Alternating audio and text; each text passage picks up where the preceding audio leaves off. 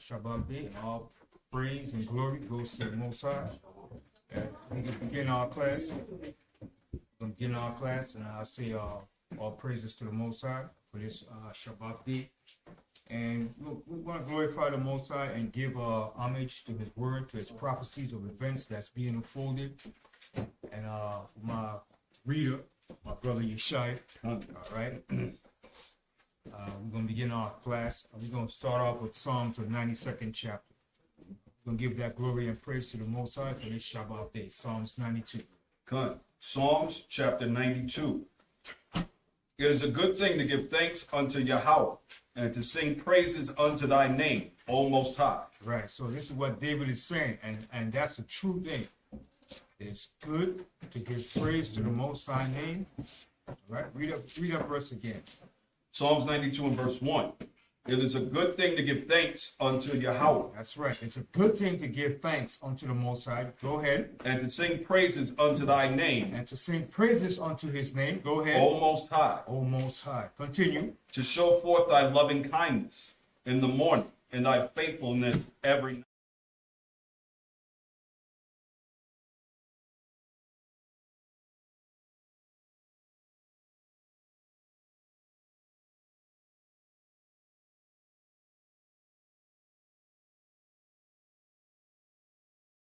That's in it. You lusting for flesh, right? You got an evil why to your brother to the right side. Niggas testify that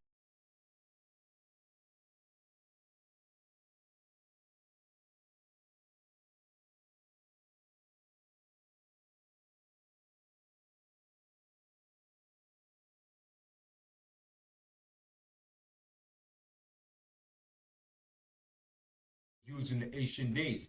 And when you see a guitar is similar to a harp. When you play that guitar, you could pluck a lot of different notes on that guitar, man. All right. So David said, upon an instrument of 10 strings, and upon the psaltery, and upon the harp with a solemn sound. And that harp had a solemn sound to it when the harp was played. Saying it was a powerful string instrument. It gave out powerful vibration because music has what you call frequencies, right? And the music industry tapped into that. They knew about the frequency about music. There's different frequencies of music that control the minds of people, the feelings, all right? It controls different aspects of people, all right? Continue. Verse 4. For thou, Yahweh, hast made me glad through thy work. I will triumph in the works of thy hands. See, and we will triumph in the works of the Most High hands. Continue. O Yahweh, how great are thy works. See, O Most High, how great are thy works. Continue. And thy thoughts are very deep. And the thoughts of the Most High is very deep. The Most High thoughts is very deep. Continue. A brutish man knoweth not, neither doth a fool understand. See, but a brutish man, right, knoweth not, a carnal, simple, a man that swear he has all the degrees in the world, but no spiritual understanding of the Most High. A brutish man, a carnal man, all right? A brutish man knoweth not, and neither doth a fool understand this. A fool doesn't understand this, all right? And then you got some of these Egyptologists, they're fools too. They're brutish too. Because they don't understand the Most High and they don't regard the Most High, all right? The scientists of today, all right? The world leaders, your politicians, all right? Even some of your preachers are brutish too. And fools. Continue. Verse 7. When the wicked spring as the grass, and when all the workers of iniquity do flourish, it is that they that shall be destroyed forever. Right. So it says, when the wicked spring as the grass, and when all the workers of iniquity do flourish, it is that they shall be destroyed forever. And they're going to be destroyed forever. Okay? This is the future of the wicked. The ruling elites, the bankers, the oligarchy, the plutocrats, the rulers that run and control this earth economically, financially, spiritually, all right? Academically, collegiately. The Most High is going to destroy them because they are the wicked. Continue. Psalms 92 and 8. But thou, Yahweh, art most high forevermore. See that? But thou most high. Thou art the Most High forevermore. But thou, Yahweh, art the Most High forevermore. The Most High is going to be the Most High continually forever. Continue. For lo, thine enemies, O Yahweh, for lo, thine enemies shall perish. So the Most High has enemies. He said, for lo, thy enemies shall perish. The Most High has many enemies. Mankind, right? Especially mankind, the rulers of this earth. And guess what? Some of our people are enemies to the Most High too. I should say a lot of our people are enemies to the Most High. Of our own people are enemies to the Most High. And they're going to perish along with the wicked. Continue. All the workers of iniquity shall be scattered. See, all the workers of iniquity shall be scattered. Continue. Verse 10. But my horn shalt thou exalt like the horn of a unicorn. But David said, but my horn shalt thou exalt like the horn of a unicorn, which is power, which is strength. Meaning the Most High was going to raise up David, and not only David, but his descendants, the offspring. He's going to raise us up like a horn of a unicorn with power and strength. Okay, because a unicorn represents power and strength. Continue. I shall be anointed with fresh oil. I'm going to be anointed with fresh oil. Continue. Mine eyes also shall see my desire on mine enemies. Check that out. And he said, my eyes shall see my desire upon my enemies. The Most High said, we're going to see the desire of our enemies. With our eyes, we're going to see this thing. Continue. And mine ears shall hear my desire of the wicked that rise up against me. Check that out. And he said, and my ears shall hear my desire of the wicked that rise up against me. And all our enemies are rising up against us. But the Most High is going to put them, it's going to scatter our enemies. It's going to destroy our enemies. Continue. Verse 12.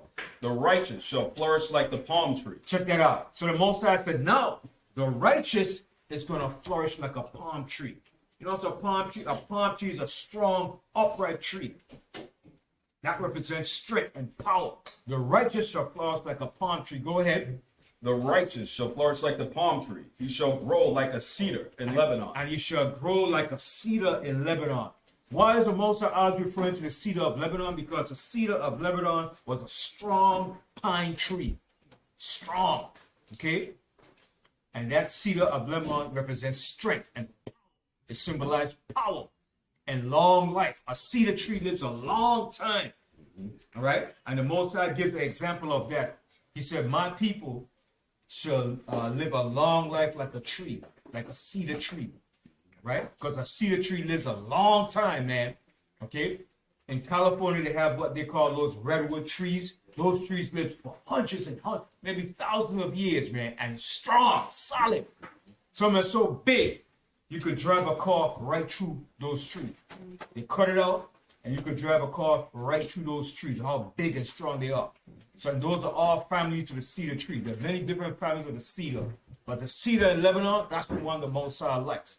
All right? Hold that for a minute and go to Isaiah 65 and 22. I want to give you an example of why the Most High is giving an example of a cedar in Lebanon. All right? I'm going to read that verse again, what it says right here. You get Isaiah 65 and 22. It says, the righteous shall flourish like the palm tree. He shall grow like a cedar in Lebanon. Okay? That's power and strength and longevity.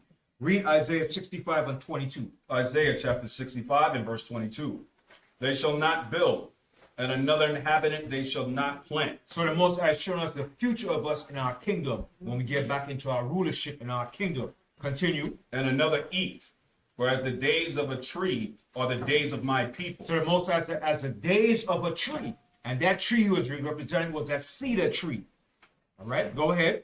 Are the days of my people. So the Most High said, as the days of a tree, so it's going to be the days of his people. Long life, longevity, strength, and power. Continue. And mine elect shall long enjoy the work of their hands. See, and the Most High said, my elect shall long enjoy the works of their hands. So that's the blessings and the future. The Most High is going to return back to us in our future kingdom. Now go back to Psalms 92. Psalms chapter 92 and verse 13. Those that be planted in the house of Yahweh shall flourish in the courts of our Elohim. Now, how are we going to flourish in power and unity and strength when the Most High reestablish the children of Israel back into their kingdom? Continue. They shall still bring forth fruit in old age. Right. So in our old age, we're still going to be bringing forth children. Right. So let's say you get to the age of 650, 700. You're still going to be bringing forth children in your old age. All right. And the Most High tells you, even a baby is going to be considered, 100 years is going to be considered the age of a baby. That's a baby. 100 years. And if you die within 100 years, that's a curse. So we're going to live a long time. So a baby is going to be the age of 100. Go back to that same verse in Isaiah 65 and go up to 2 verses above that. Okay, good. Isaiah 65 and 20. There shall be no more thence an infant of days. See, there's no more going to be an infant thence of days, meaning, go ahead. Nor an old man that hath not filled his days. Right, so an old man's going to fulfill his days. Continue. For the child shall die in 100 years. So if you die in 100 years, that's a baby, that's young. Today, 100 years, you say, you old. But in the future kingdom, you die of 100 years, you a baby. What are you doing dying so young? All right, continue. But the sinner, being 100 years old, shall be accursed. So if you die 100 years, that's like being a sin. That's like a sin. That's a curse for you to die at such a young age. Continue. And they shall build houses. Okay, that's it. Now go back to Psalms 92. So the Most High, in our old age, we're still going to be bringing forth fruit, man. Okay? Just like in the days of Noah and Adam. Noah brought forth his children when he was 500. All right? 500. Okay? And then when he got down to Abraham, it started to diminish. Because Abraham lived to be 175 years. All right? So showing you the Most High meant for us to live immortal. But because of sin and wickedness that reigned from Adam all the way down, the Most High cut off our lifespan. Continue. Psalms 92 and 14. They shall still bring forth fruit in old age. They shall be fat and flourishing. See that? We shall be fat and flourishing. Continue. To show that Yahweh is upright. To show that the Most High is upright and he's true, what he said and what he's going to do. Go ahead. He is my rock, and there is no unrighteousness in him. And the Most High is our rock, and there is no unrighteousness in the Most High. All right. So hallelujah. Praise the Most High for that. Hallelujah. So today's class, we're going to touch on the events of the image of the beast. Right? Because the image of the beast is very important. And that image of the beast represents something in particular that we live in and that we're moving into now. Right? And I'm going to tell you, the image of the beast today, they had it long time planned out, man. And they had it right in front of our eyes all the time. All right? The image of the beast, right? It's right on their money, man. And what's ever on their money is what's going to come to pass. You see on the back of the dollar bill? On the back, read it for me, Yeshua. On the back of the dollar bill, under the pyramid, what they have there? In the Latin? Top and bottom? Yeah. Back of the dollar bill. Annuit coeptus novus ordo secularum. Right. Novus ordo secularum means announcing the new world order. The birth of the new world order. That's the image of the beast that they're moving forward to. Their new world order. For the elites, the oligarchy, the plutocrats, the financial bankers, to establish their world kingdom over us. Okay? And to enslave all the earth. And for them to continue their rulership. That's their new world order. To continue their rulership under a new world order. And to enslave all mankind, especially the children of Israel. Yes. E pluribus unum. Right. Out of many comes one. Right. So out of what they call the different nations that they're trying to create, under the new world order, they're going to have all the nations up under this banner. But the elites, the bankers, the plutocrats, the oligarchy are going to be the top rulers on that pyramid scheme. All right? That's the pyramid scheme. On the bottom represents the slaves, the servants. The top is the elite rulers. And they try to create a world without the Most High, but Satan being their chief god to run their world events. That's the new world order, the image of the beast. And we're going to show in the scriptures. All right? Because I was like wondering, it had me for a word puzzle when it says the image of the beast. But when you go back to Revelation 13, you see when it says they exercised all the first power of the first beast. The first beast was the Roman Empire. So when they came back again as a restored Roman Empire, they're going to exercise all the events politically, economically, so-called religiously into this new world order. Okay? But it's not going to be a centralized religion. It's going to be a religion of all kind of confusion and madness. But the elite rulers is going to have control over the mass of the people in a digital currency society. Everything is moving to what you call a robotic society to control the masses. Okay? But before we go into that, before we go showing you, because a lot of you said, but brother, that's not true, brother. That's not true. So we have to lay a foundation to show you something. That when John spoke about these things, what empire was John living in? From the audience. John the Revelator that wrote the book of Revelation. What empire was he living in? The Roman Empire. That's a fact. Around that time, 96 AD, the Roman Empire was ruling the earth because Daniel already told you the fourth beast that was going to rule the earth.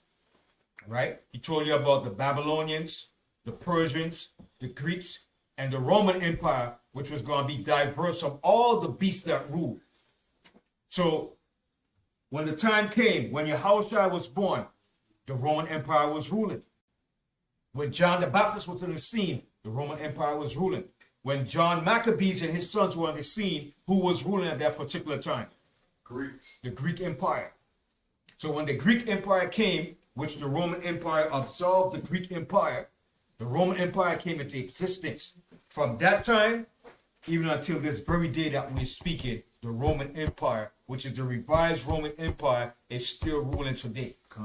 And when it came back in the Renaissance period, around 1492, which actually came back in 1453 under the Ottoman Turkish Empire.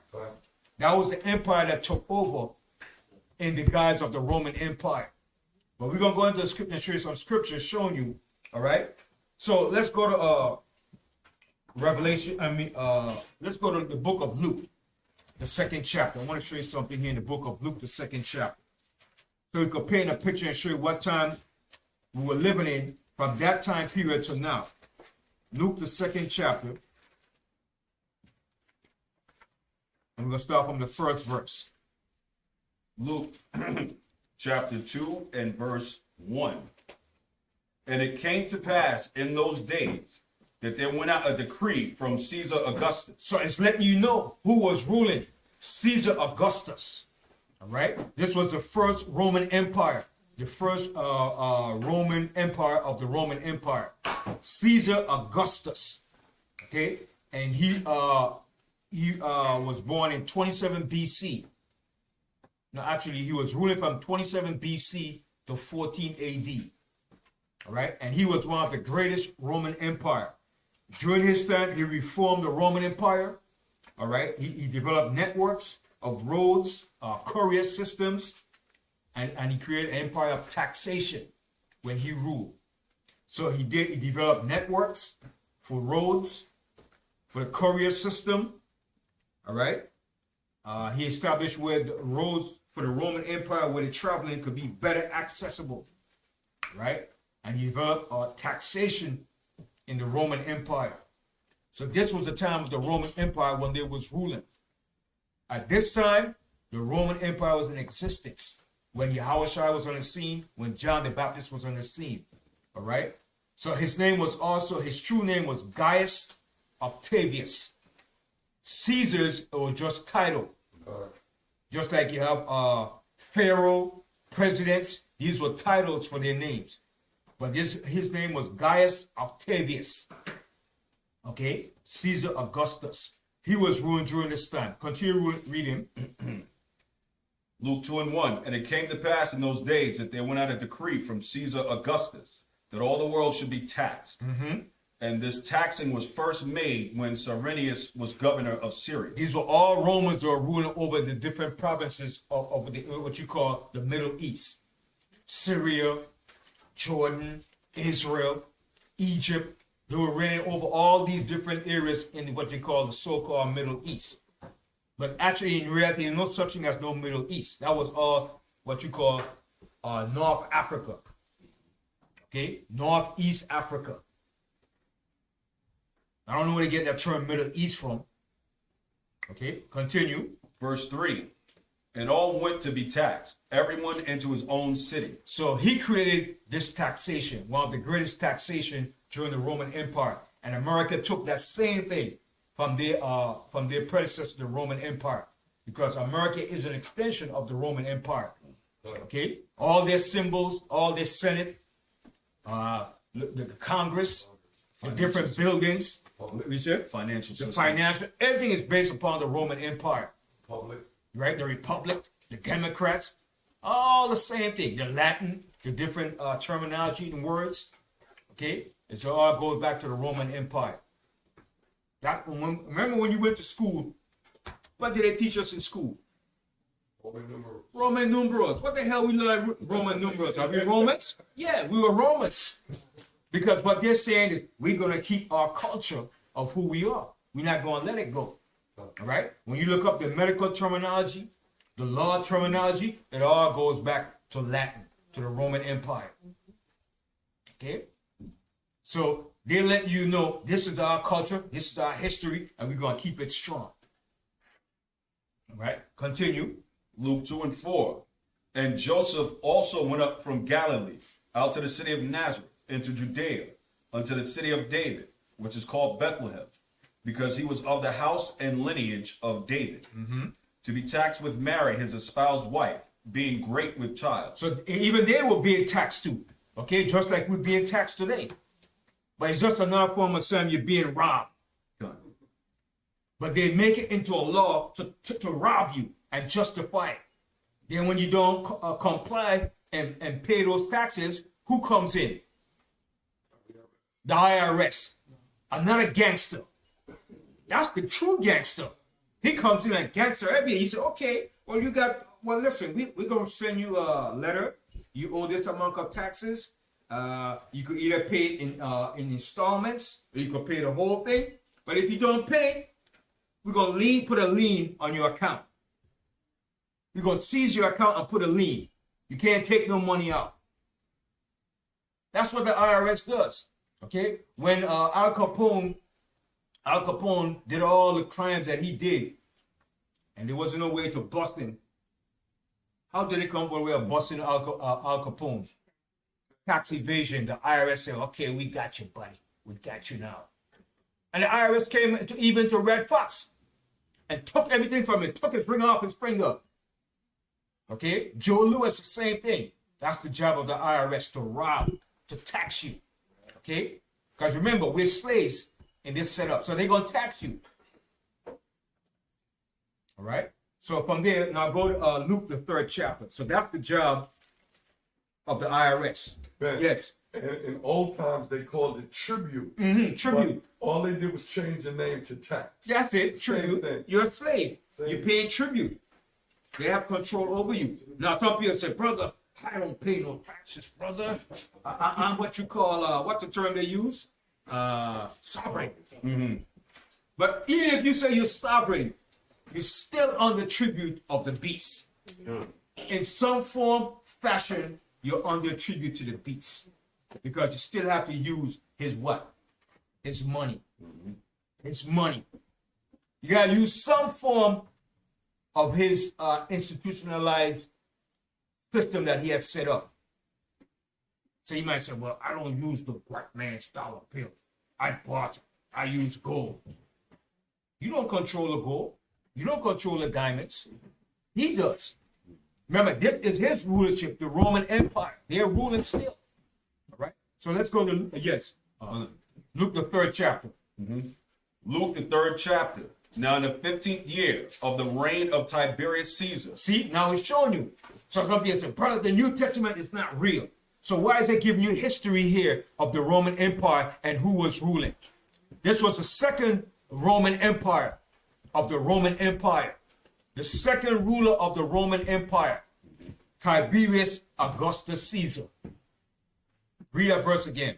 Now in the 15th year of the reign of Tiberius Caesar, Pontius Pilate being governor of Judea, and Herod being tetrarch of Galilee, and his brother Philip, tetrarch of Iturea, and of the region of Trachonitis and Licinius, and the tetrarch of Abilene. Right. So what I'm showing you here, this was the time of the Roman Empire. So John was writing about the Roman Empire, even though the Most High showed him things from the past, present, and future, because that's what Revelation is about.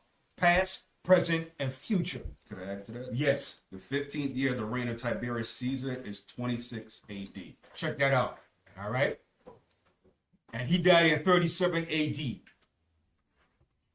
Okay, so this was the time of the Roman Empire, and during his reign, Yahushua was on the scene.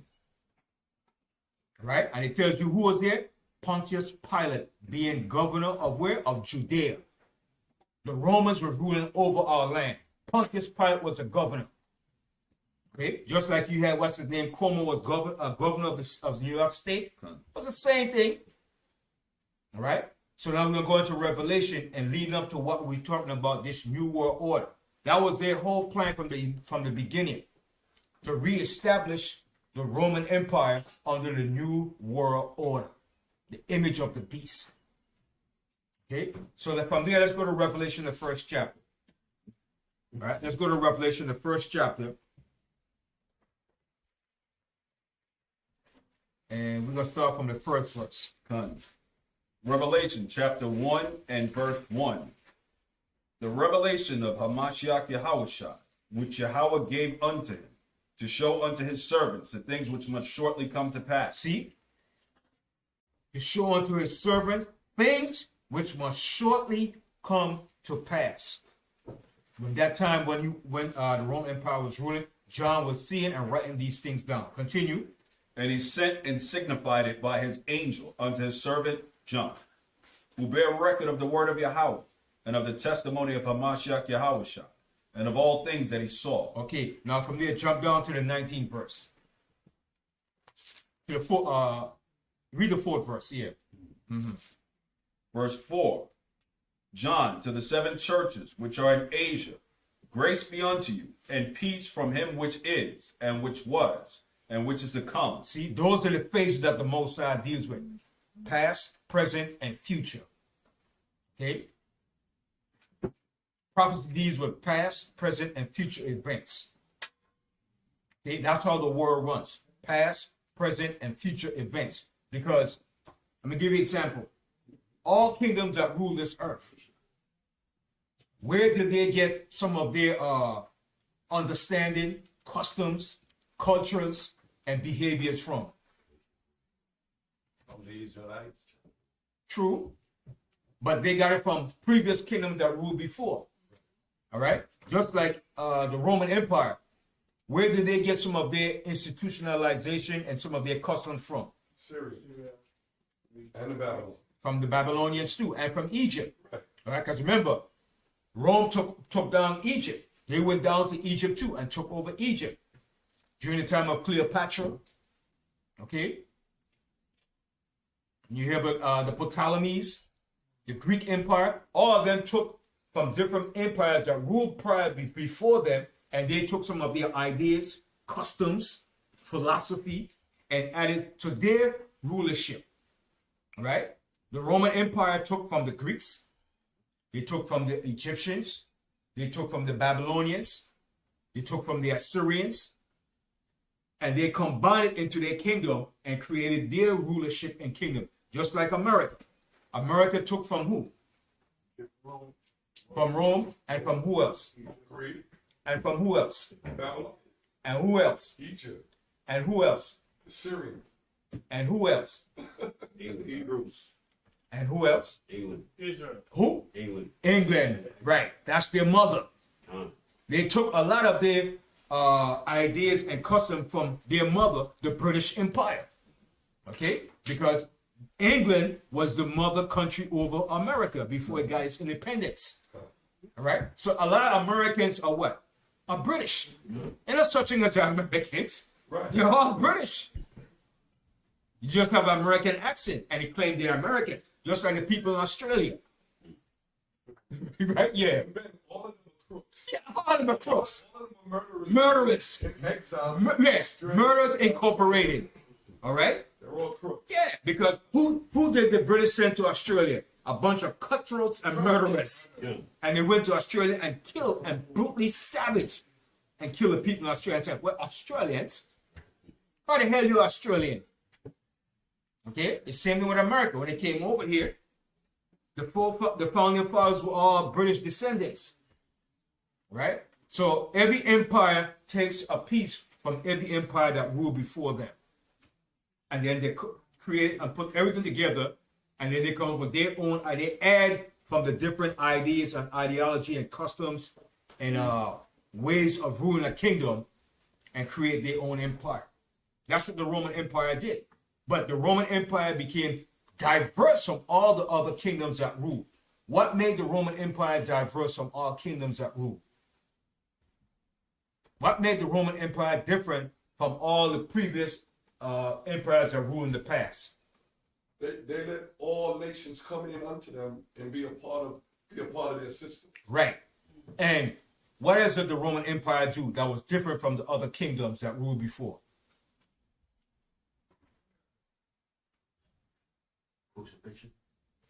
That too. They set up a system called democracy by voting.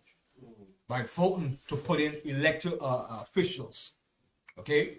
And the Romans didn't wear crowns.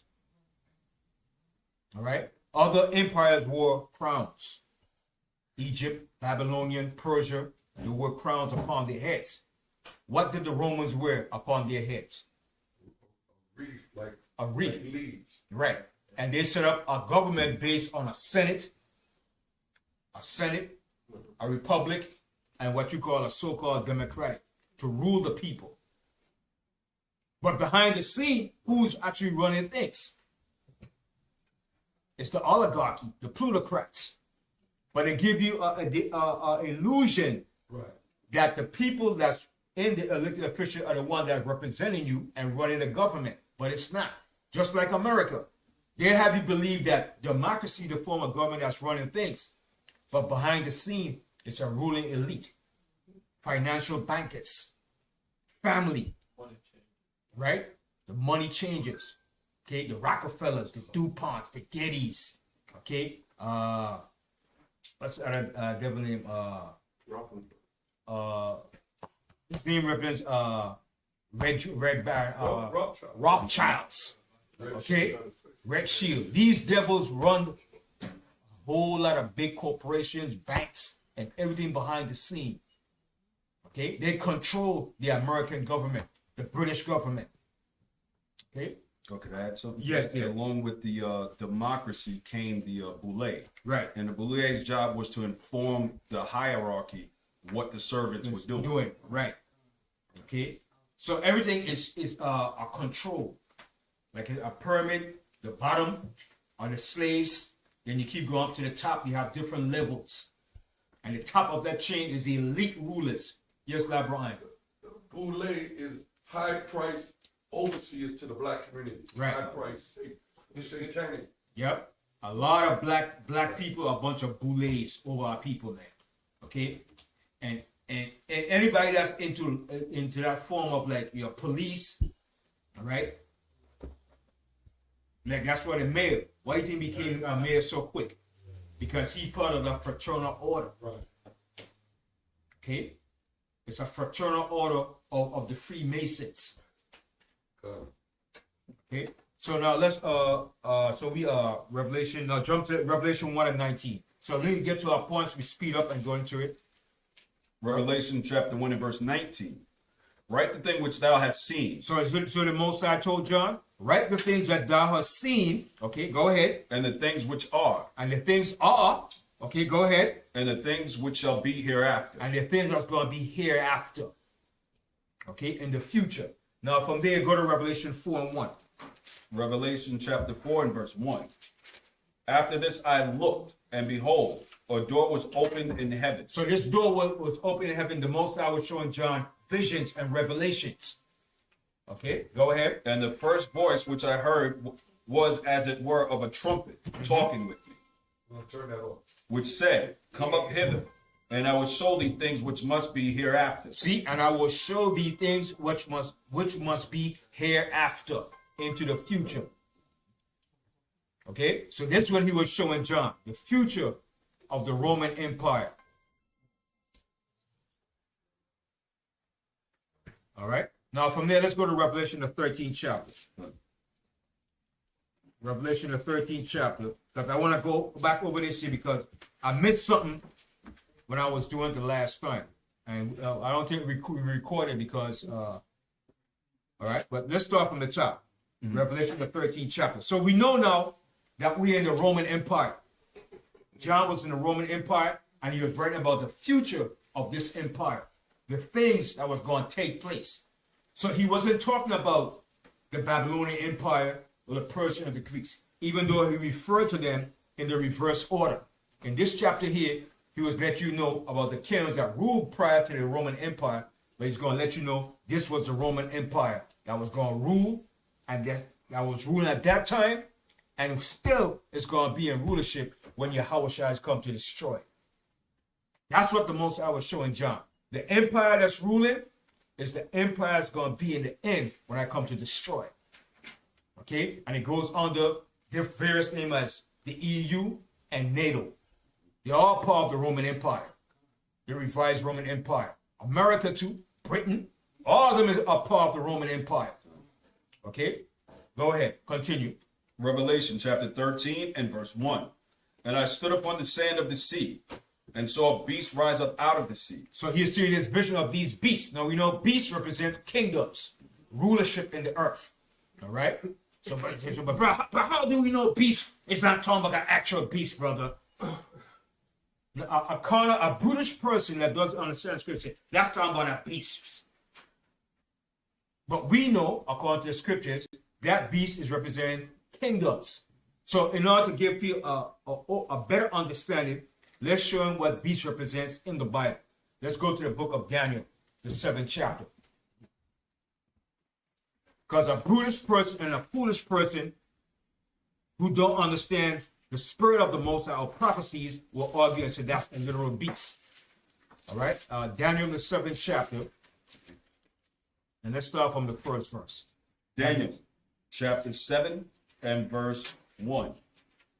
In the first year of Belshazzar, king of Babylon, Daniel had a dream and visions of his head upon his bed. So Daniel was a prophet. So the Most High was showing him visions and prophecies of events. And during his time, for the future, all right, continue. Then he wrote the dream and told the sum of the matters.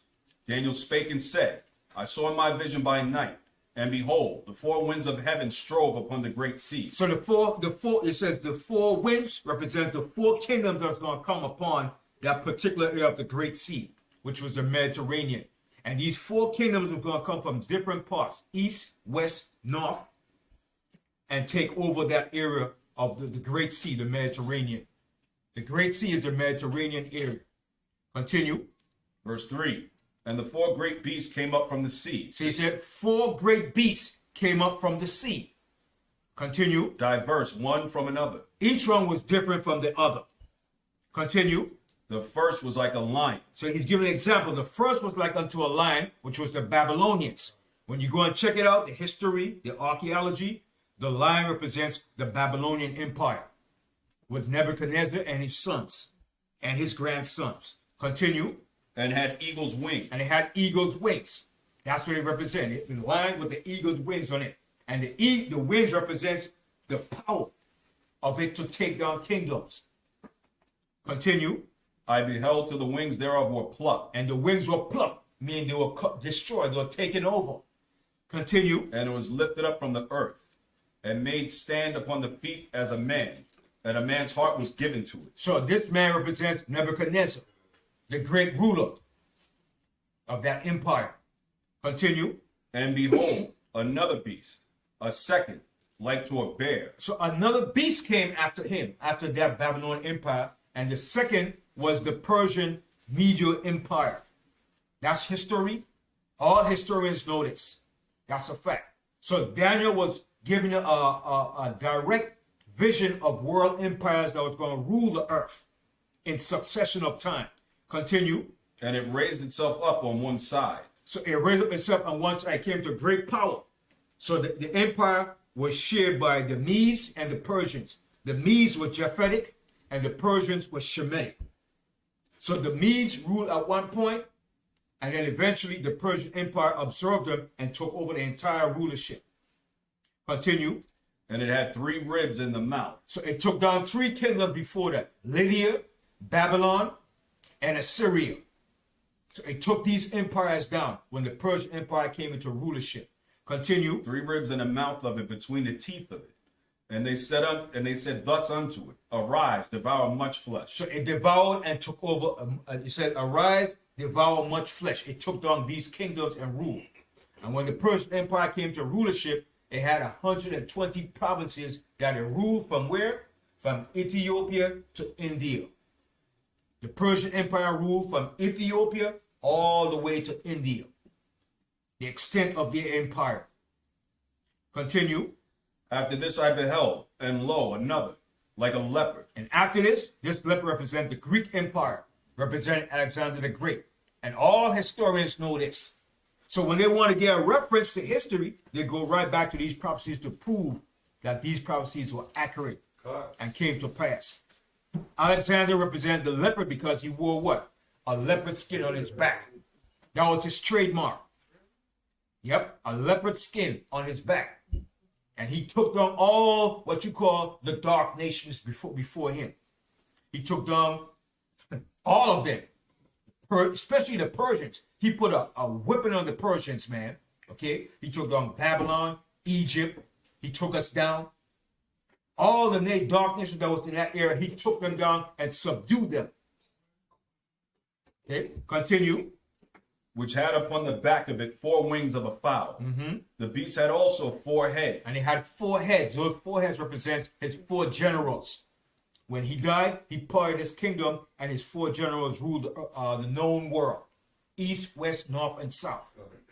The Ptolemies, the Seleucid dynasty, all right? The Cassandras, all right? They took over and ruled the earth. When the Greeks came to power, that's what the white man said. He always boasts about Greek history. Greek was the first civilization. No, it wasn't. It was the first to take over and rename and change everything for the white man's glory.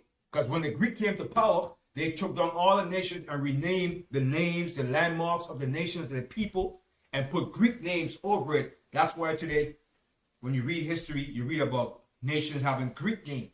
Mesopotamia, Egypt. These are all Greek names. So when they came to power, they put their Greek names over the lands that they conquered and renamed the people and changed the boundaries here. I was going to say the words archaic and arcane or antiquated means anything before the start of the Greek Empire. Right.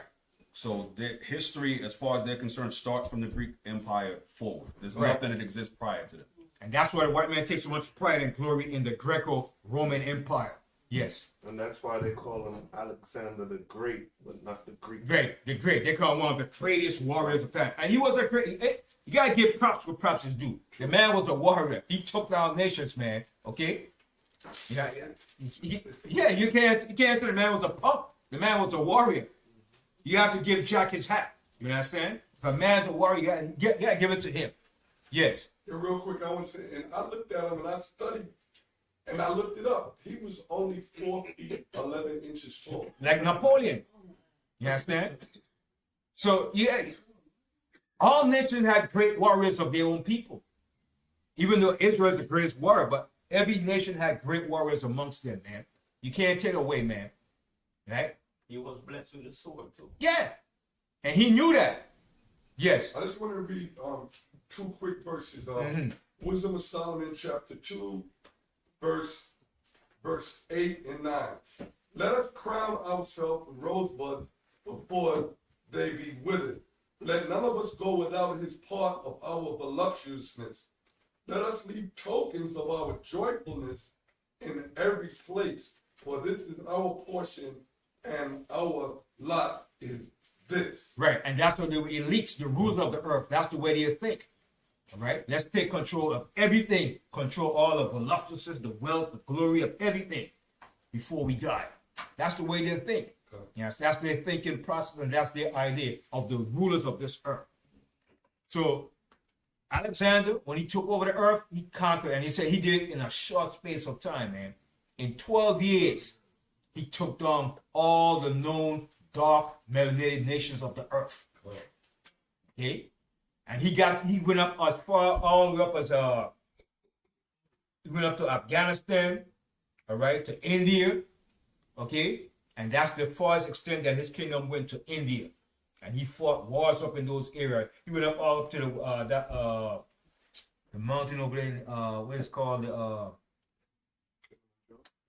not Kilimanjaro, shucks, it's gonna come back to me. But he went close to the border of Pakistan, right? But he went up there in India, he fought wars up in those for a long time. And what happened, his men became weary of fighting because they were fighting nonstop. And they said, listen, we want to go back home, we're tired. All right? Because he fought long, extensive battle. And the Persians were no chump neither. You understand? They fought a hell of a battle, man. They had some great warriors too. Okay? So every kingdom had great warriors amongst their own people. Right? So some people might say, even though we might call him a freak, he was a homo, but he fought. Okay? He fought for his rulership of their kingdom.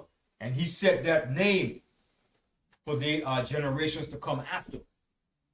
Okay? Go ahead. Yes. You want to blow something short? Okay. Go ahead. Daniel 7:7. After this I saw in the night visions, and behold, a fourth beast, dreadful and terrible. So this fourth beast now was dreadful and terrible. This fourth beast was the Roman Empire. Oh my goodness. These boys wasn't no joke. They took down the whole entire earth. Okay? They subdued the entire earth. They took us down in 70 AD. Okay? So once they took us down, you know there were some bad dudes. Okay? Read that verse again. Daniel 7:7. After this I saw in the night visions, and behold, a fourth beast, dreadful and terrible. So he said dreadful and terrible. Go ahead. And strong exceedingly. And strong exceedingly. Go ahead. And had great iron teeth. Rome was known as the Iron Monarchy. Famous for its iron strength, its power, its military. Okay? When the Roman military came in, brother, it was over. Especially when they formed that turtle formation, it was over. Continue. It devoured and brake in pieces, and stamped the residue with the feet of it. And it was diverse from all the beasts that were before it. See, it was different from all the beasts that ruled before him. Go ahead. And it had 10 horns. And it had 10 horns. And after that 10 horns today, you had what you call today the European Union, okay? The 10 common markets, all right? So it started from back then up until this present day, the EU, NATO, okay? So it's still in this form today, the Roman Empire, from back then to now. So when John saw this in Revelation, let's go back to Revelation now. When he saw these beasts, Revelation 13, and he saw these beasts were empires, rulership that was going to rule the earth in different succession of time. So let's read that verse again. Revelation 13:1. Revelation chapter 13 and verse 1. And I stood upon the sand of the sea, and saw a beast rise up out of the sea, having 7 heads and 10 horns, and upon his horns 10 crowns, and upon his heads the name of blasphemy. Blasphemy. Everything against the Most High. Okay? So he had 7 heads and 10 horns. Continue. And the beast which I saw was like unto a leopard. So now John is going in reverse order now. The beast that he saw was like unto a leopard, which was the Greek Empire. Go ahead. And his feet were as the feet of a bear. So he's showing you the Persian Empire. Continue. And his mouth as the mouth of a lion. Which was the Babylonians. Okay? Now when you bring it up to today's standards, it represents the British Empire. Okay? Because the British Empire carried the seal of the lion. Okay? But he was going down reverse order, showing you these were the kingdoms that ruled. Okay, go ahead.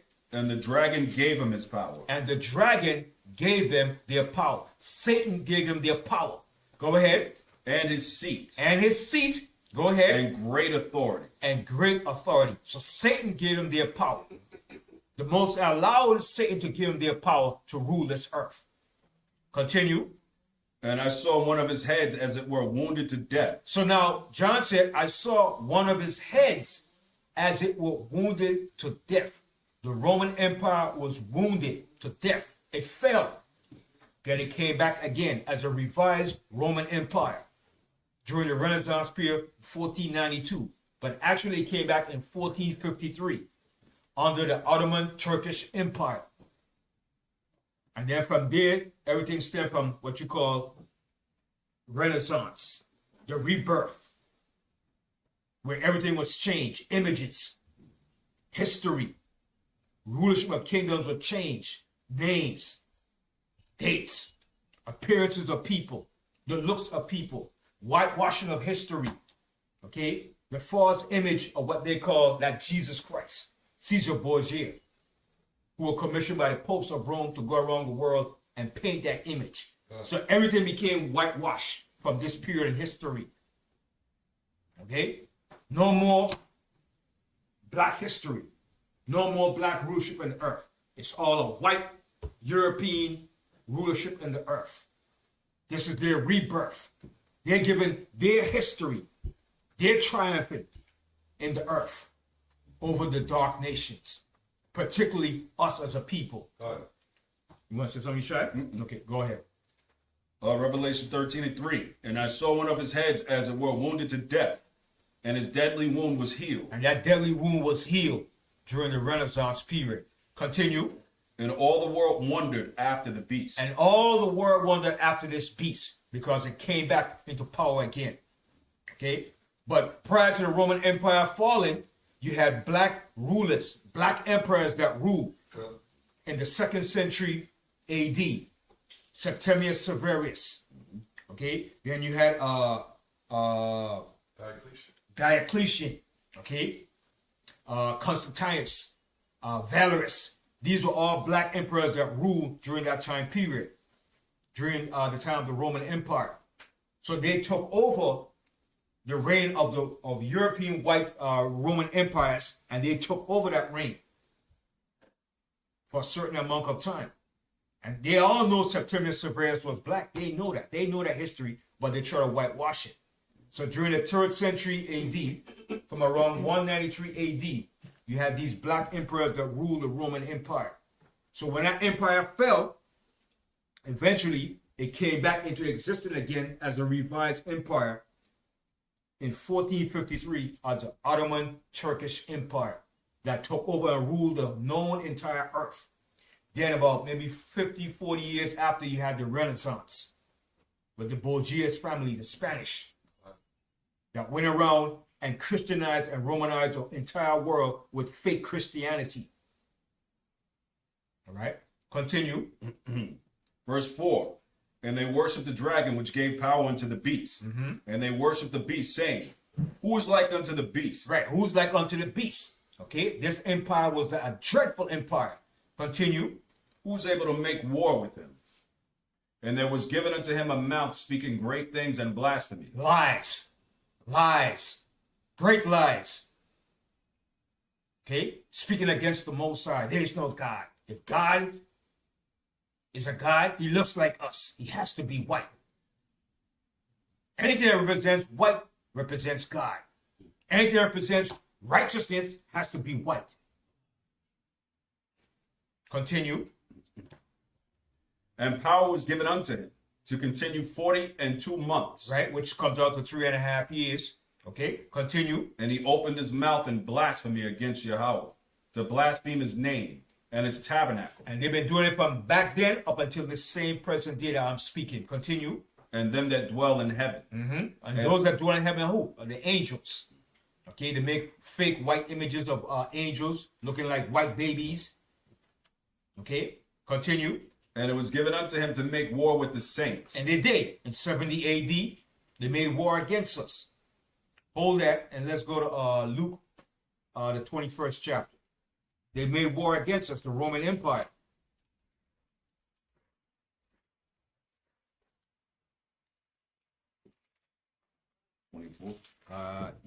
Yes. Yeah. Start with yours. Actually, start from 20.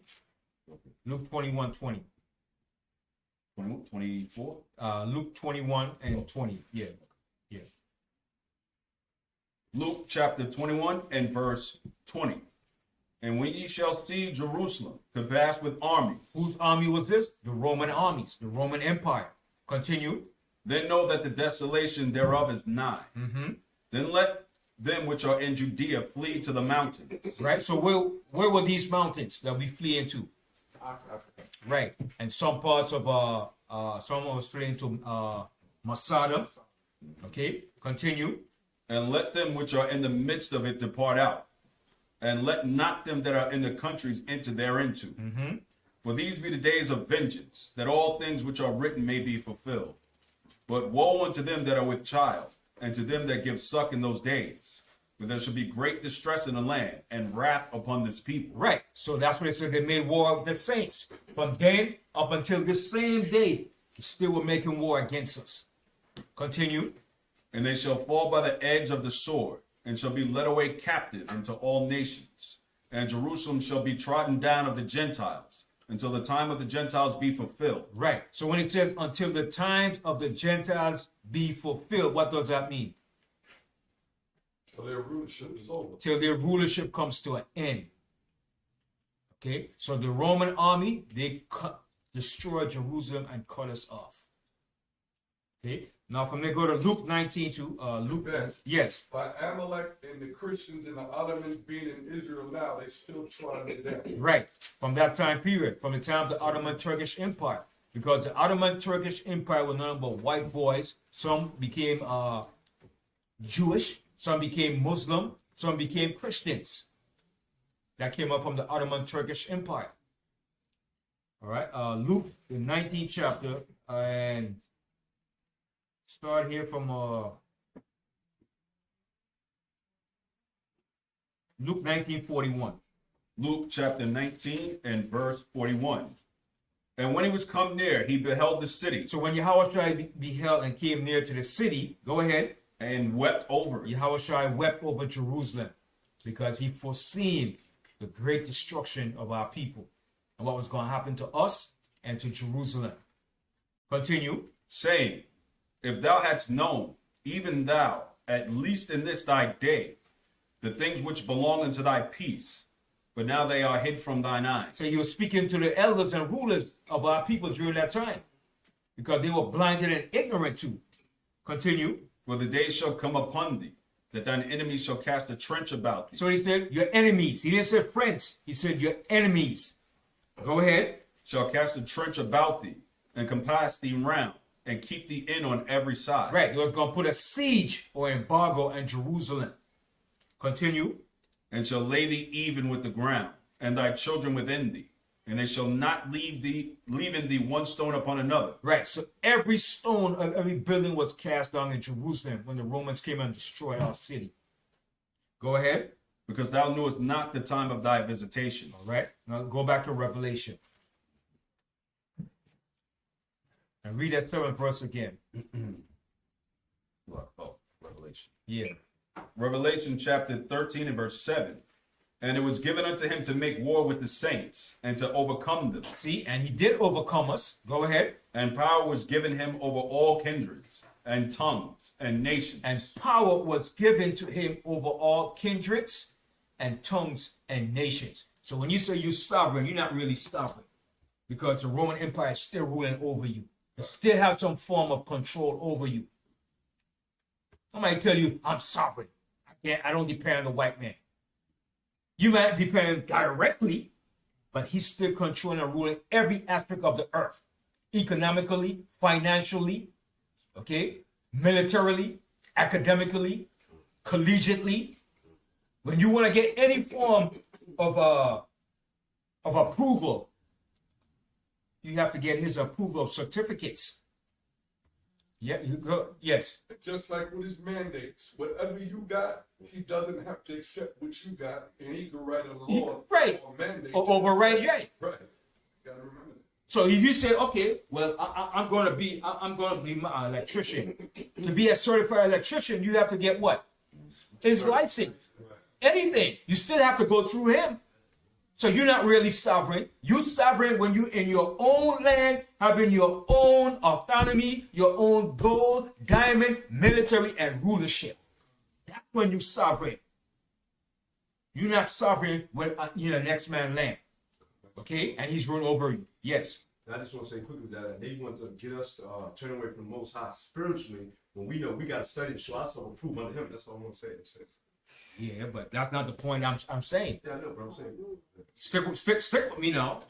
No, I said for it pertains to, or like you said, for us, we have to get our approval for them to get licensed, all this stuff to them. But spiritually, they want to destroy that too. Right, I understand it. But to show you, nobody's really sovereign in another man's land. It's impossible. Like I let people say, you could be sovereign. You don't have you don't have to go under this man. Cut the bull crap, man. Okay. When it comes down to it, the man has a final say. He could say no or yes to the bull crap you're coming up with. So I don't want to hear that crap. But you sovereign? How the hell you sovereign? And you using whatever he has. When you sovereign, you create everything new. You don't create what he has. You don't use what he has. Okay? So that's fooling when people say they're sovereign. To a certain degree, but you're not fully sovereign. Okay? Like I said before, to use his money, to use his finances, you have to go through him. And even if you're using Bitcoin, like I said, Bitcoin, you don't run Bitcoin or control it. Bitcoin is run by some European. Okay? Yeah, I was gonna say. I mean, it's nice and ideal, but regardless, he has to give you permission to be sovereign. Right. And then even then, it's almost like you got a restraining order. I'm not gonna bother you for a certain amount of time. I'll let you live until I decide to come get you. Right. And they still have that outside influence still over you. Right. He's still controlling us. So there's no way to get around the Most High prophecies of what he said that we're going to be in. The Most High said we're going to be captive, exiled in a land that's not ours. Have a precept. Yeah. Go ahead. Read from the book of Proverbs, chapter 3 and verse 8. That's it. Bring it up. That's it. On point, Yaikwa. Behold, we are yet this day in our captivity. That's right. Behold, we are yet this day in our captivity. Go ahead. Where thou hast scattered us for a reproach and a curse, and to be subject to payment. And to be subject to payments. Okay. Go ahead. According to all the iniquity of our fathers. Right. So we're subject to payments. I don't care what kind of payment it is. Taxes. Okay. 501c, whatever they crap, you're still subject to it. Because in the end, he's the one that's dictating the policies to you. And you have to abide by it. Like I said, he doesn't have to honor what you come up with being sovereign. He's just doing you a favor until the time you're ready to say, listen, that's revoked. That's revoked.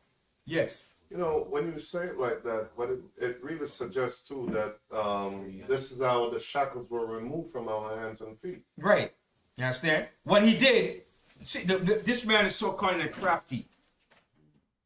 It's a reverse way of saying, okay, I took off the shackles and everything off of you, and I'm allowing you to be free. But I'm still in control over you. There's a song by this reggae singer. I forget his name. He said, Babylon released the chains, but them I use them brains. So what he's saying, you release the chains, but you're in a high-tech slavery. That's all it is, a high-tech slavery. That's all it is. We're in a high-tech slavery. All right? Yes, to go back to where we read in Luke, because let's say he does it and he does give the permission, and now you're on your own land, but he controls everything around you.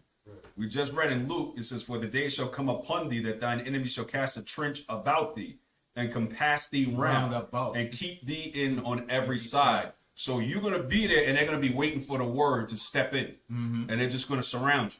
And be like, okay, you got your own spot. And it said, and they shall lay thee even with the ground.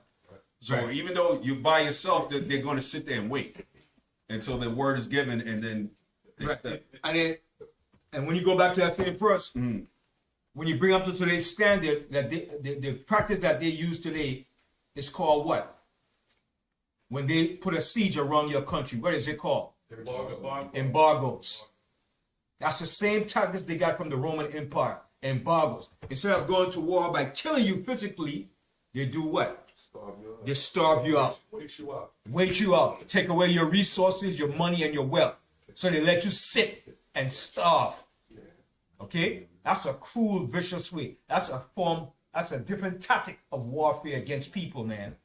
I think that's worse than if you go to war against them straight up. Because what they do, they don't allow you to trade, buy, or export none of your goods to nobody. They're confining you. Yes. And that's what they said to Russia yesterday. I don't know if a lot of people caught it, but they said if Russia go to the Ukraine, we're gonna do something real serious. We said economics. Yeah. We said economics. That showed you it's not really about guns, bullets, and Right. They cut you off. They cut you off. Yeah. Put an embargo on Russia. Right. And see now today that the world is linked to the cyber network, it's easier to cut you off economically from the world because everything is linked to the WW World Wide Web. Right. Yes. So the way how he's planning on doing it also by cutting Russia off is also to go to the 10 European Union Right. and all those other people that's in the, what they call that union? The EU, the European Union, Yeah. the NATO. That NATO. one too. And everybody's going to be on board with it. And that's how Russia is going to be starved out. Right. But what it's going to do is going to force them Right. to actually go into the stage of the Most High said, you're going to bring the troops up into the valley of Jehoshaphat. Right? That's just the rumors. Right. When they go into the valley of Jehoshaphat, it's over.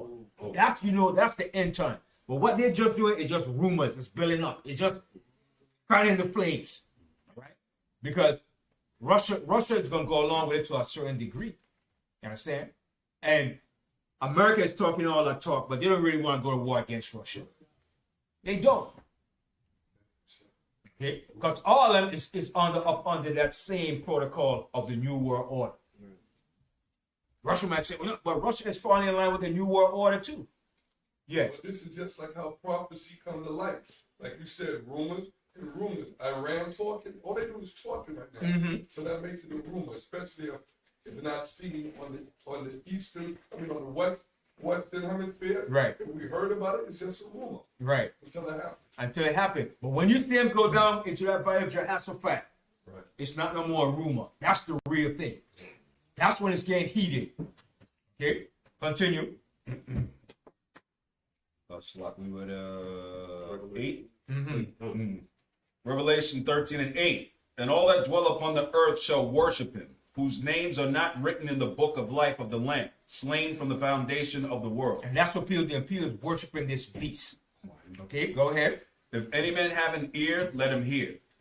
He that leadeth into captivity shall go into And captivity. that's a fact. Go ahead. He that killeth with the sword must be killed. And with they're the going to sword. be killed with the sword. Go ahead. Here is the patience and the faith of the saints. And this is the patience and the faith of the saints. This is what we're waiting for. Faithfully waiting and patiently waiting for this to happen. And it's going to happen. Continue. Verse 11. And I beheld another beast coming up from the earth. So John has seen another beast now. And who is this other beast that's coming up from the earth? Who is this beast? America. Right, America. Go ahead.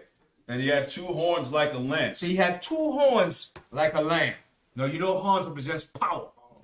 And he had 2 horns like a lamb. So his representation of what he is, he's coming up like as a lamb. A lamb represents what? Peace. Peace, innocency. Okay? Nice.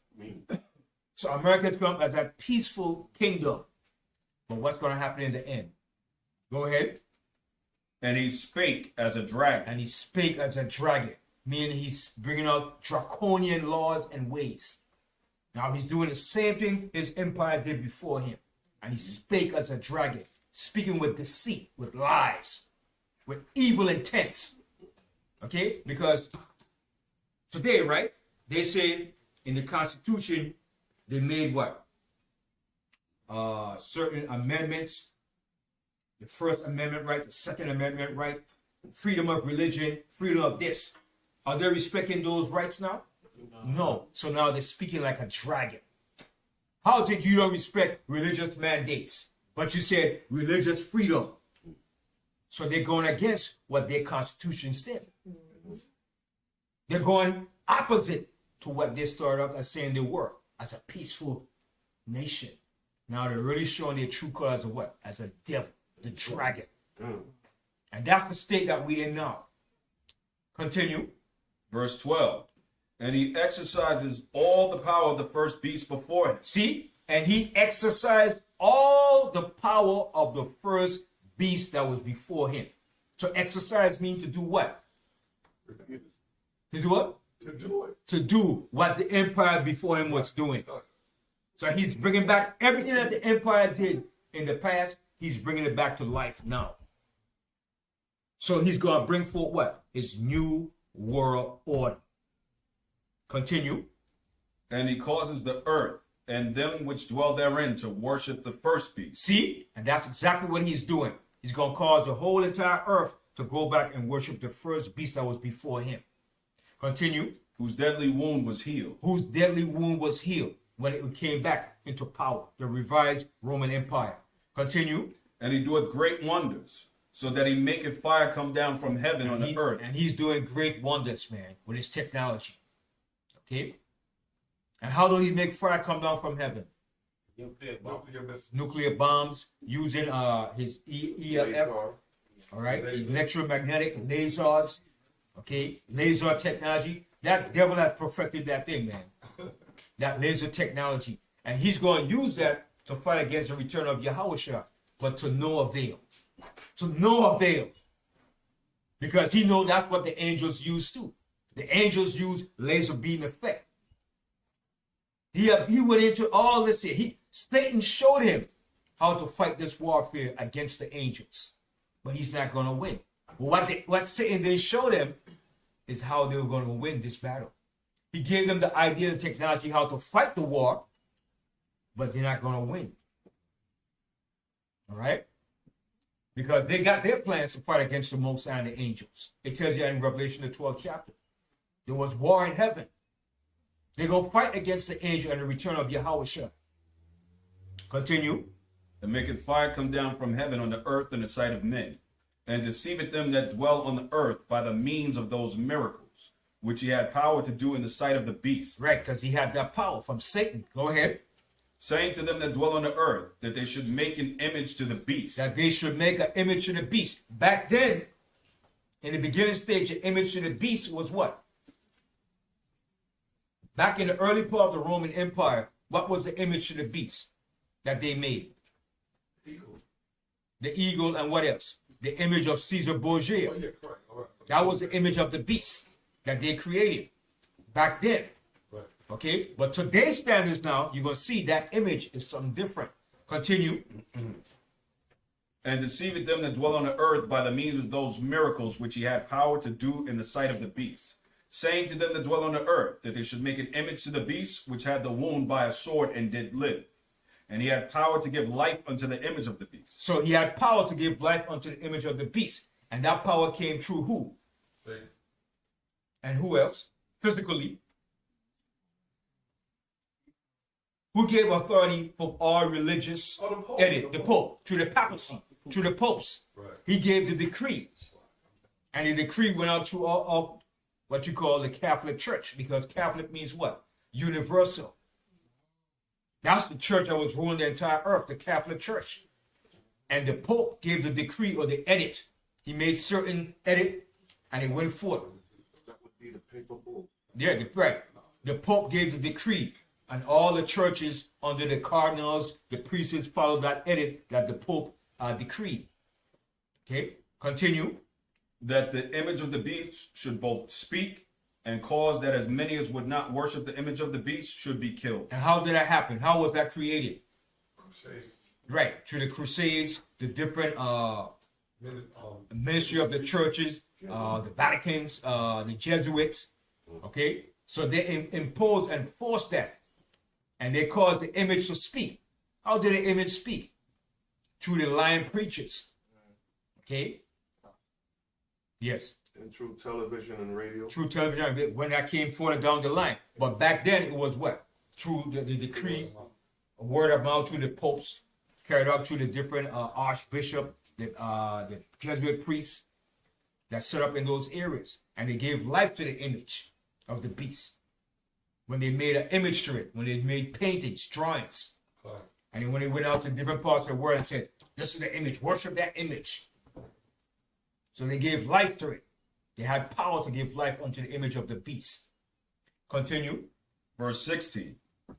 And he causes all, both small and great. So now it's coming down to our time now. Because this didn't happen during the time of John was living.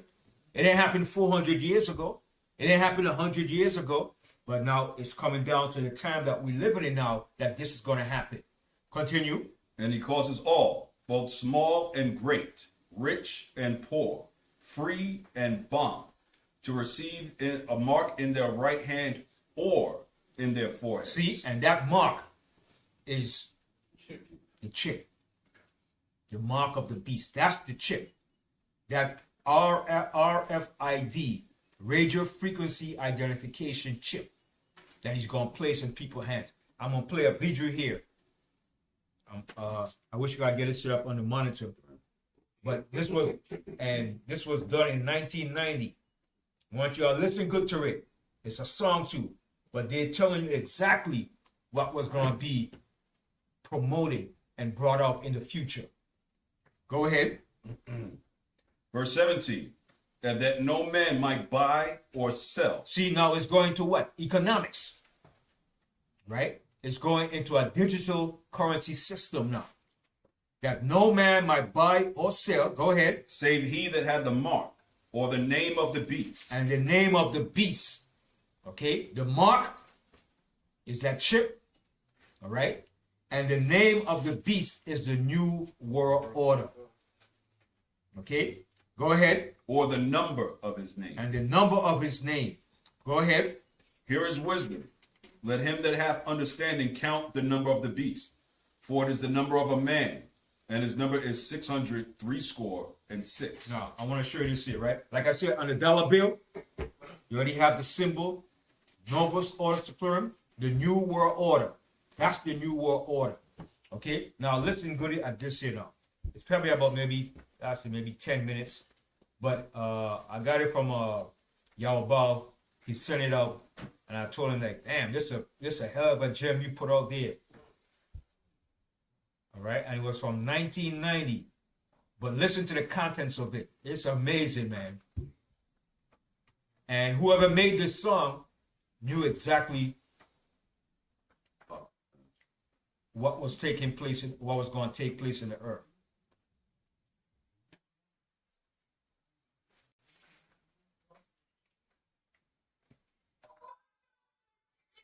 Hear it? Vision of the future, I saw in a vivid dream. That the hour is soon coming, when men will become machines. See? And this was done in 1990. Is shaping up to be a very big year for the Neuralink brain-computer interface. And now Elon is telling the world that he expects the brain implant device to enter human trials sometime in the year 2022. The microchip. Help me. I will take care of you.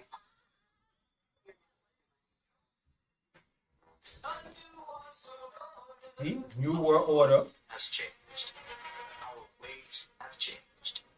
But the one thing that remains the same is our spirit of discovering new ways. This is the new world order. See? That's the image of the beast. From leaders from all domains. From the house of India's most trusted newsman.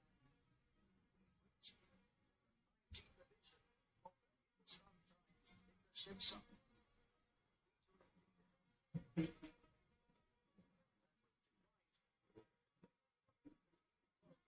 See, you keep saying the New World Order. This will take trillions, not billions of dollars. Here we need a vast military-style campaign to marshal the strength of the global private sector, with trillions at its disposal. Tesla CEO Elon Musk is officially the richest person ever. Far beyond global GDP, with the greatest respect, beyond even the governments of the world's leaders.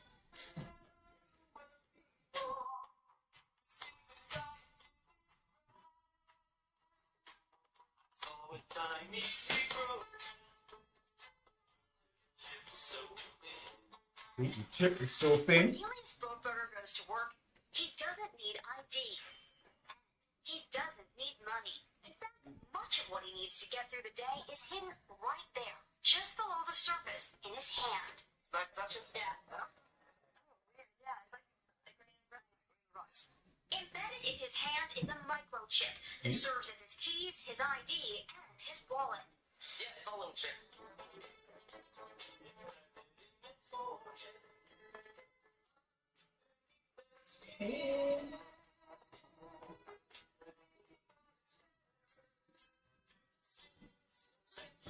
But everything's gonna be linked to the system.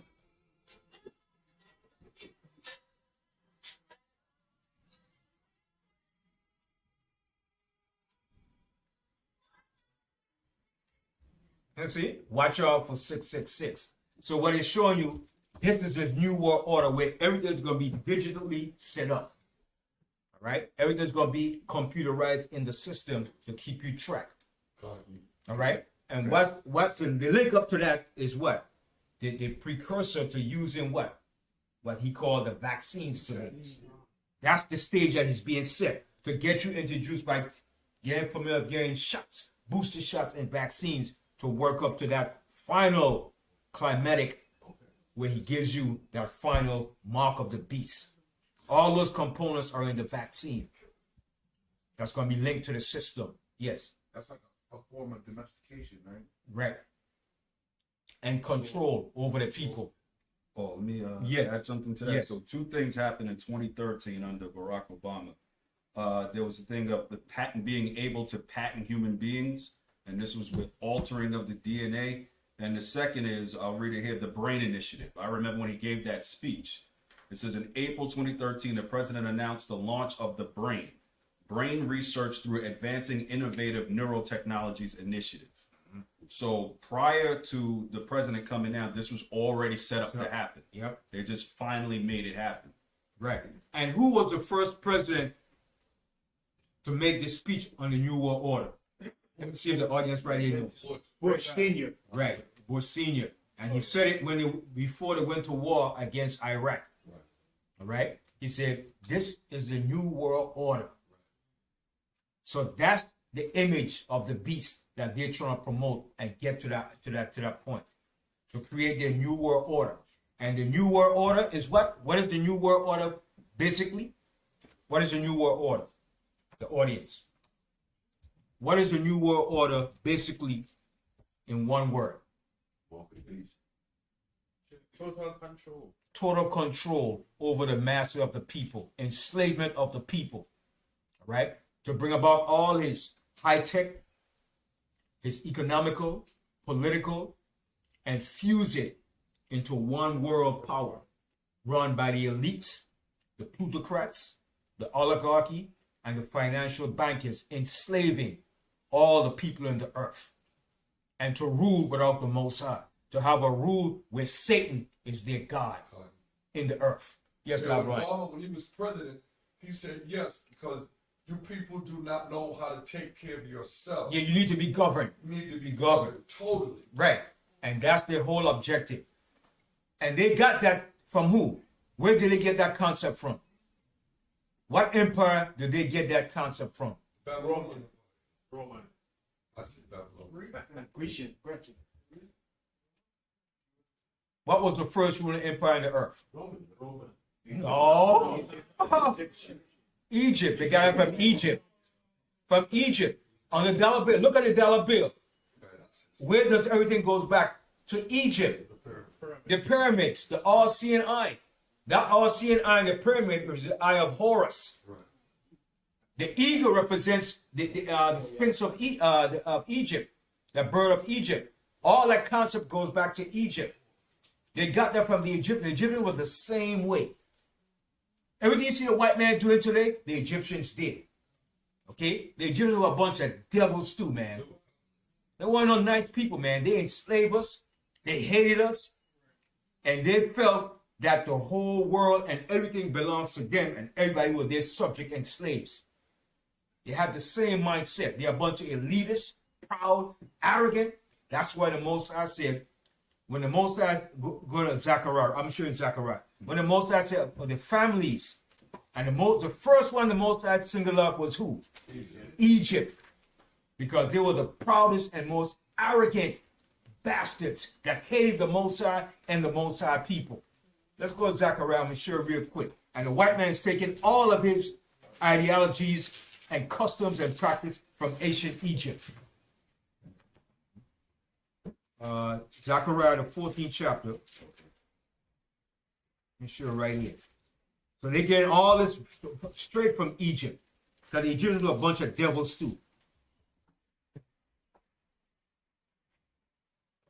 Zechariah 14 and start from the 16th verse. Zechariah chapter 14 and verse 16. And it shall come to pass that everyone that is left of all the nations which came against Jerusalem shall even go up from year to year to worship the king. Right. So all the nations that came against us, okay, when the Hamashiach finished destroying them, they're going to come up to Jerusalem and worship the king. Because they're going to get a great beat down. Okay, Yahushua is going to beat these nations down. And they're going to have no other recourse but to worship the Most High and his son Yahushua in the future kingdom. Continue. From year to year to worship the king, the Adawan of Sabaoth, and to keep the Feast of Tabernacles. Right. When we get back in power, the earth is going to be right under our vibration of the Most High. Ain't going to be no Christmas, no Easter, no Halloween. It's going to be the Feast of Tabernacles. It's going to be all the high holy days of vibration in the earth. That's right. Continue. And it shall be that whoso will not come up of all the families of the earth unto Jerusalem to worship the king, the Adawan of Sabaoth, even upon them shall be no rain. Right. So all the families, they don't come to Jerusalem to celebrate and keep the Most High holy days. It's not going to be no rain upon them.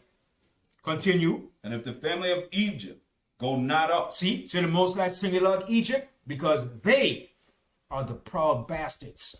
And that's how the white man patterned his kingdom off of Egypt. His economical system, his so-called religious, everything is based upon the concept of ancient Egypt. Go ahead. And if the family of Egypt go not up and come not, that have no rain, there shall be the plague, wherewith Yahweh will smite the heathen that come up not to keep the Feast of Tabernacles. So you see how important the Feast of Tabernacles is? That's in the future, in our kingdom. Go ahead. This shall be the punishment of Egypt, and the punishment of all nations that come not up to keep the Feast of Tabernacles. So you see that. And that's going to be the punishment of Egypt and of all families. That's why the Most High said, this place is a resemblance of ancient Egypt. Spiritual Egypt. Because everything that's been done here was done back in Egypt. The same way they treat us in slavery, Egypt did the same thing too. Okay? And I want to share something about Egypt too. All right? Because the Most High said Egypt was going to be a base country. It was never going to rule over the nations no more. Physically. But spiritually, the vibration is still ruling over the earth. Go to Ezekiel. I'm sure something ready. Ezekiel.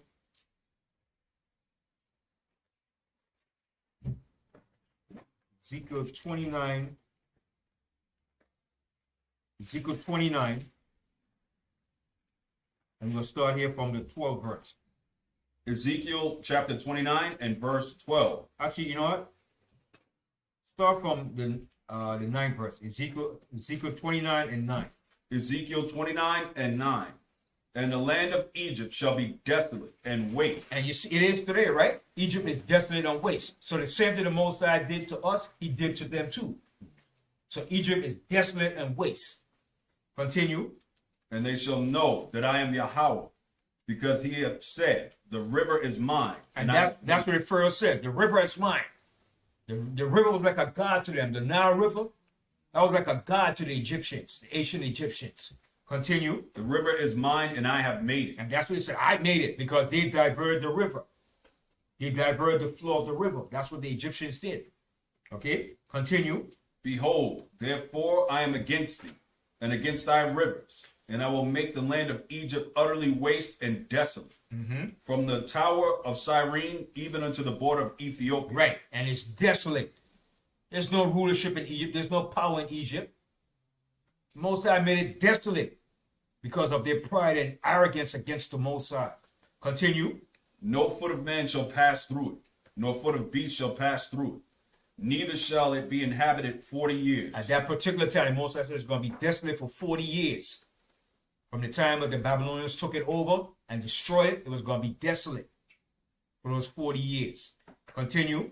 And I will make the land of Egypt desolate in the midst of the countries that are desolate. And her cities among the cities that are laid waste shall be desolate 40 years. And I will scatter the Egyptians among the nations. So the Egyptians were scattered amongst the nations. The true Egyptians were scattered amongst the nations. Among which nations were they scattered? In Africa. Sudan, and where else? And where else? And where else were they scattered? Kenya. Right. And some of them were scattered into West Africa too. But the most of them were scattered into the Sudan and into Ethiopia. Right? A lot of the people in Sudan are true Egyptians, are the Egyptians. Those things you see over there talking about, those are Ottoman Turkish babies. Okay? Ottoman Turkish Greek babies. They're not Egyptians. This way, we're Egyptians. They're not Egyptians. Now, who was the Egyptian? And he got assassinated in the 80s was who? That's it. The Prime Anwar Sadat. Anwar Sadat. Gamal Nasser was the Egyptian too, but Anwar Sadat was a true Egyptian. He was the first black Egyptian president of Egypt. And he was assassinated. Anwar Sadat. He was an Egyptian. All right, continue. And will disperse them through the country. And they will disperse through the countries. Just the same way the Most High disperses, they will disperse through the countries in those areas. Continue. Yet thus saith Yahweh power, at the end of 40 years will I gather the Egyptians from the people whither they were scattered. And I will bring again the captivity of Egypt, and I will cause them to return into the land of Pathros, into the land of their habitation, and they shall be there a base kingdom. And Egypt is a base kingdom today. It's a base kingdom. It's not coming back to rule. So all these evil charges, all they're doing, Egypt is not coming back to rule. Never again. The only kingdom that's going to rule this earth is the children of Israel. That's right. Forever and ever. Ain't no other kingdom going to rule this earth when this white man goes down. It's over. Finito. All praises to the Most High. Continue, reading on. Verse 15, it shall be the basis of kingdom. And it shall be the basis of kingdom. So all you evil charges, your endeavors are dead. Egypt is not coming back. And you're not going to rebuild Egypt. It's dead. Continue. Neither shall it exalt itself any more above the nations. So the Most High said, neither shall it exalt itself any more above the nations. Physically, right? But how is it doing it today? Spiritually, in the form of what America is doing. All right? Continue. For I will diminish them, that they shall no more rule over the nations. See? That they shall no more rule over the nations. Continue. And it shall be no more the confidence of the house of Israel. And that was our confidence. We look up to Egypt. Even back then. A lot of us look up to Egypt, and even today, we're still looking up to Egypt. Going back to Egypt. Yeah, they had great history and stuff, but we're not those people. They were our enemies. They hated our God.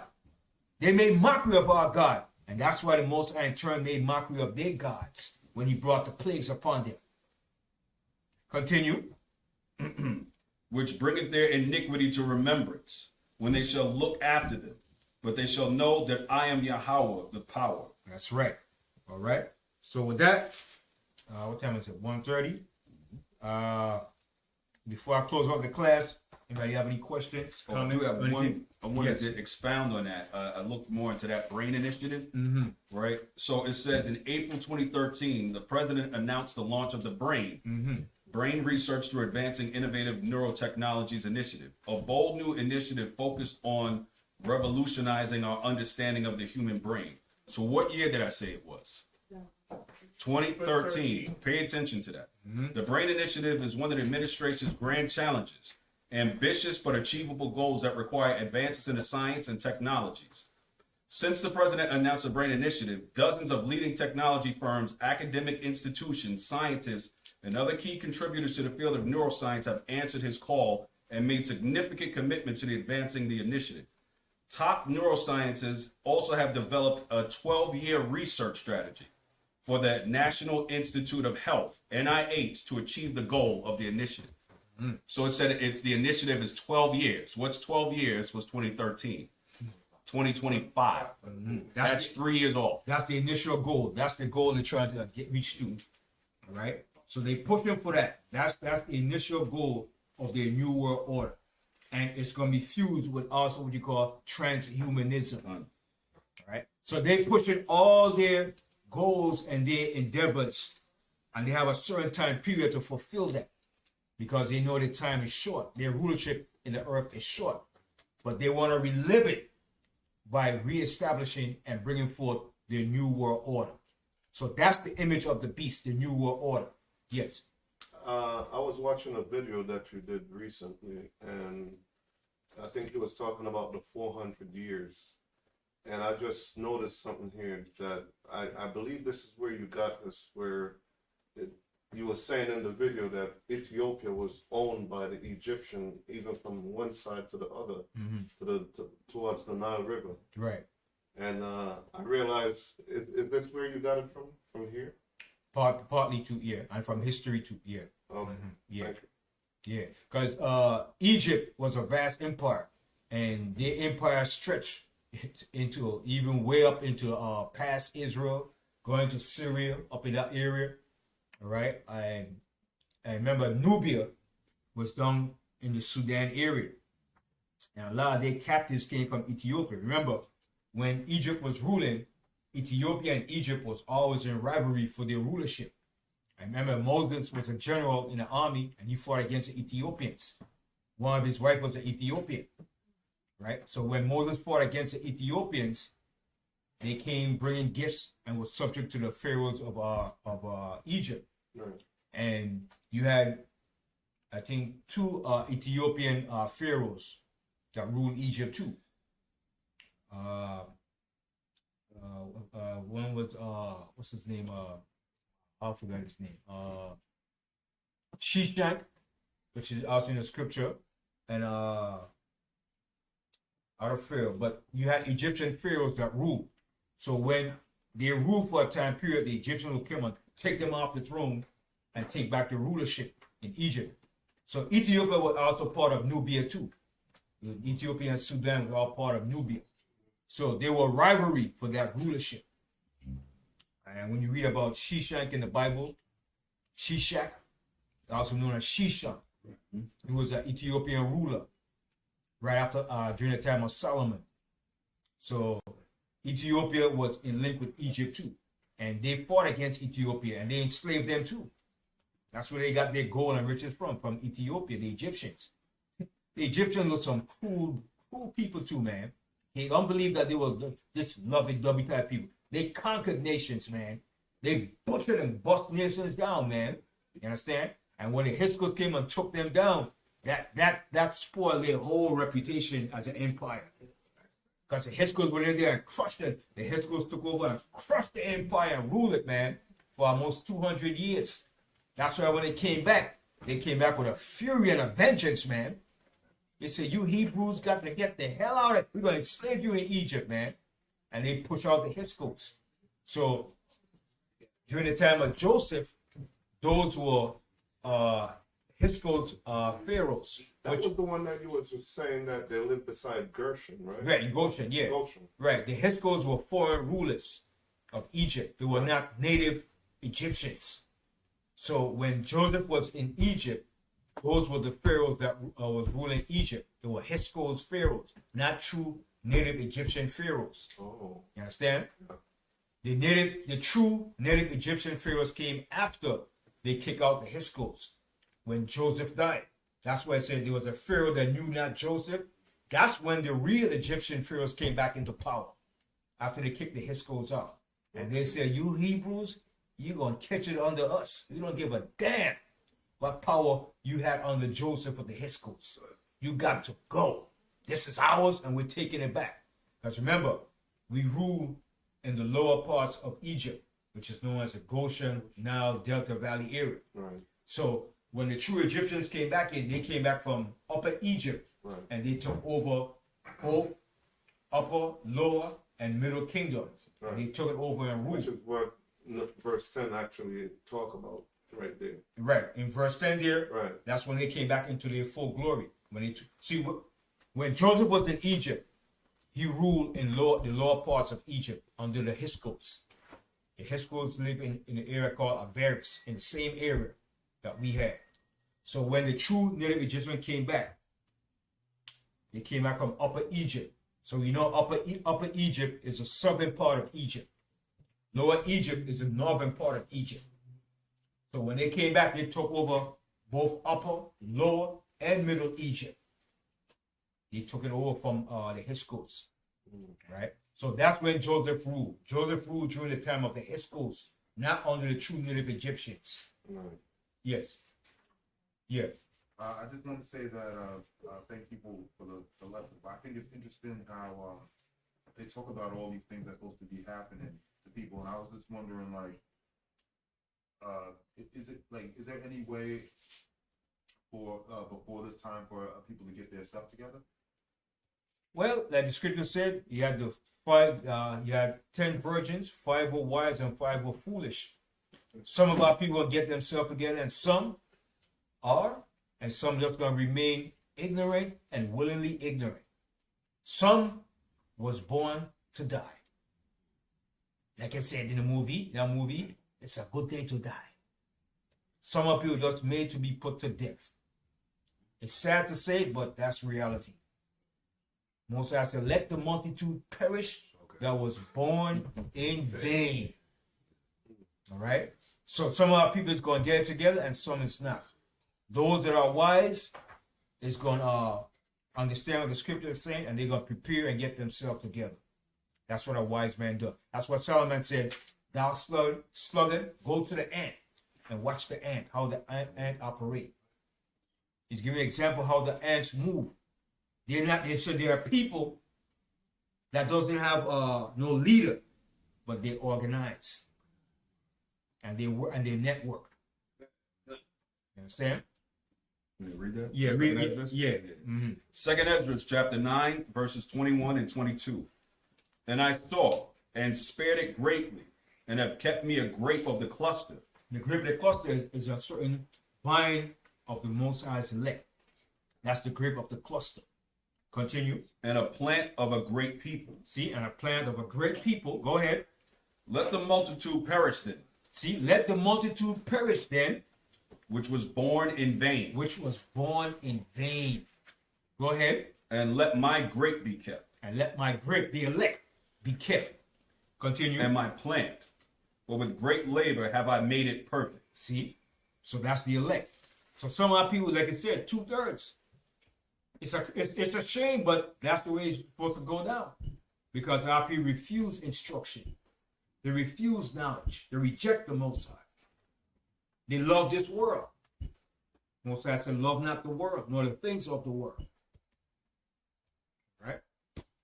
Can you just call that scripture back again to me? Oh, that was second Esdras 9, 21 and 22. Thank you. Mm-hmm.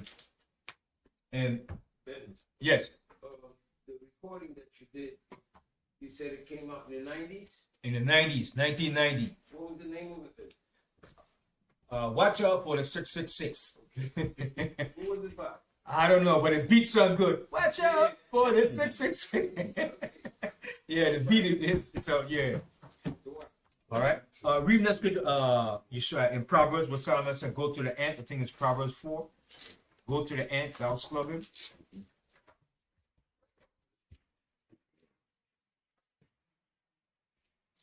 Proverbs.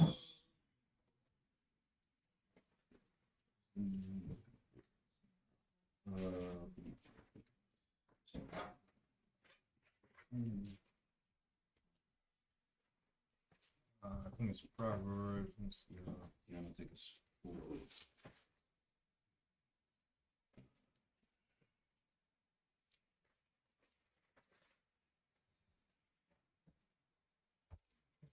To the end.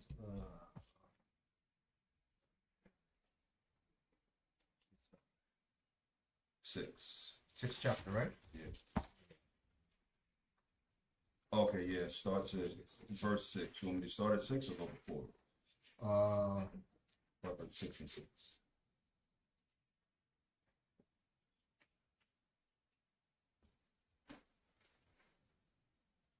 Read the 5th verse. 5th?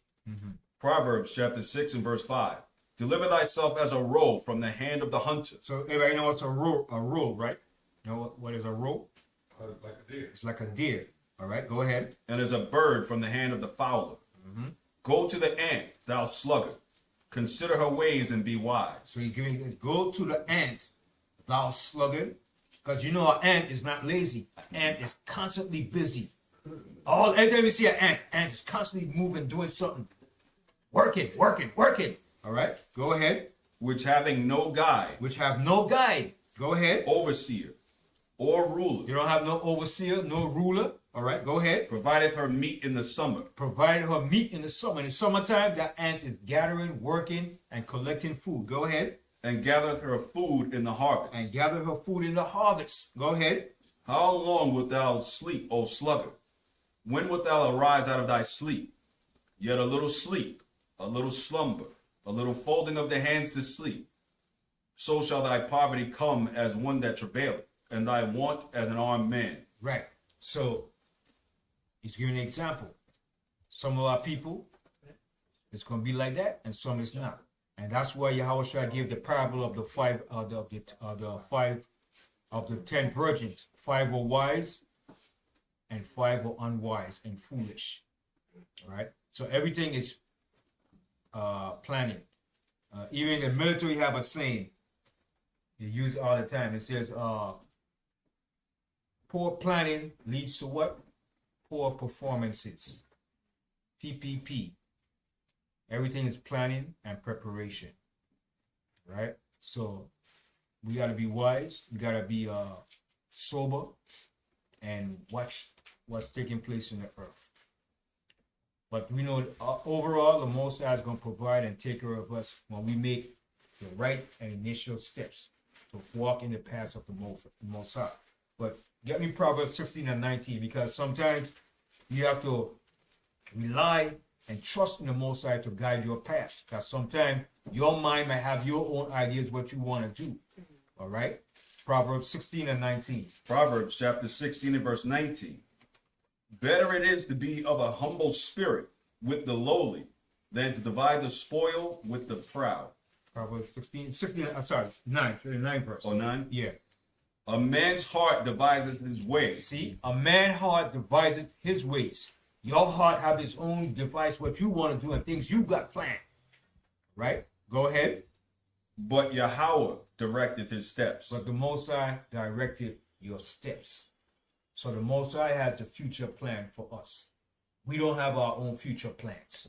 The Most High has the plans for us. We just have to follow and ask the Most High to show us his plans. All right? So with that, I say shalom, shalom, shalom, shalom to all our people. Kwam Yasharallah. Kwam Yasharallah. Shalom. Shalom. What? To what?